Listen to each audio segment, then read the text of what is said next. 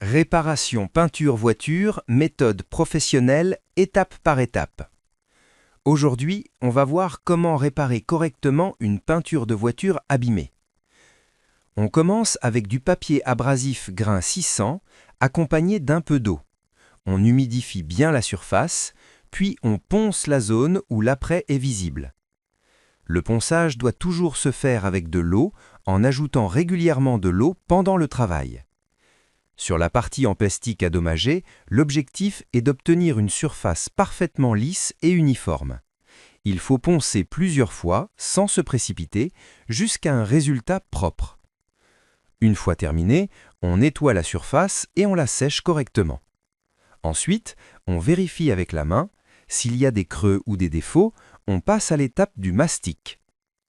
On utilise un mastic à séchage rapide, qu'on applique avec une spatule. On cible uniquement les zones abîmées.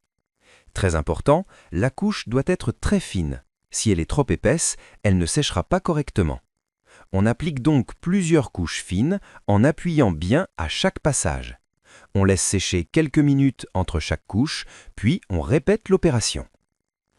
Une fois le mastic appliqué, on attend environ 15 minutes pour un séchage complet.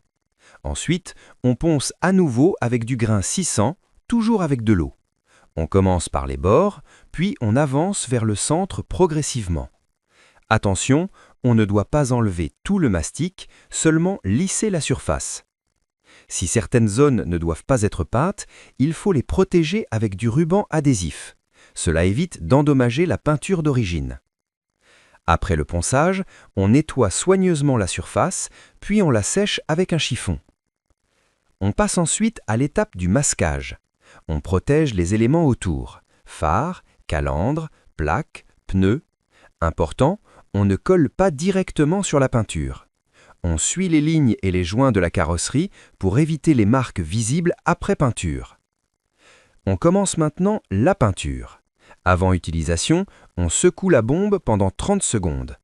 On pulvérise à une distance de 15 à 20 cm avec des mouvements réguliers de gauche à droite. Les couches doivent être légères, car trop de peinture provoque des coulures. On applique plusieurs couches fines en laissant environ 10 minutes entre chaque passage. La peinture demande patience et précision. Après plusieurs couches, la surface est complètement recouverte. On vérifie le résultat et on corrige les zones si nécessaire. Ensuite, on applique un vernis transparent. Il permet d'apporter de la brillance, de protéger la peinture et d'obtenir une finition professionnelle. On l'applique de la même manière, en couches fines et régulières.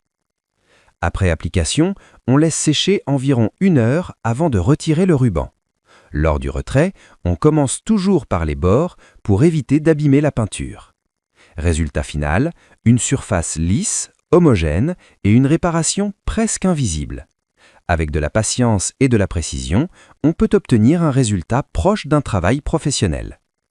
Nous sommes arrivés à la fin. N'oublie pas de t'abonner, de liker, de commenter et de partager la vidéo.